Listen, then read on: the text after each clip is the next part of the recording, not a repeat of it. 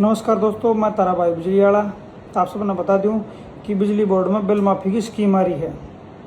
तो जितने भाई बिल भरने के इच्छुक हैं, जो बिल भरना चाह रहे हैं, कई दिनों तक भाई बाटों में बैठे थे कि कोई स्कीम आवर जब बिल भरा, तो भाई स्कीम आ रही है बिल माफ़ी की। तो स्कीम अपना बता दूँ मैं कि यह स्कीम में भाई आपका जितना भी ब्याज होगा वो ब्याज सारा माफ़ कराया जाएगा, और जो अमाउंट बचगी उसका 10% भी माफ़ कराया जाएगा।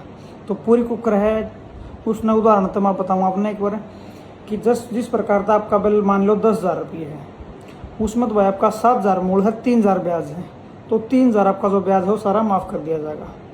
उसके बाद 7,000 जो बच गए, मूल बच गया, मूल का 10% अगर आप इकट्ठे भरो हो तो मूल का 10% भी माफ़ कर दिया जाएगा। मतलब 7,000 के 10% हो गए 700 रुपये। तो उसमें तो अपना 6300 रुपये भरने पड़ेंगे।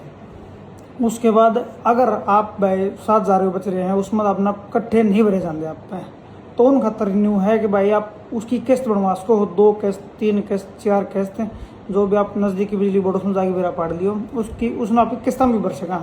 फिर किस्ता में न्यू है जो 10% माफ़ होगा वो माफ़ नहीं होगा।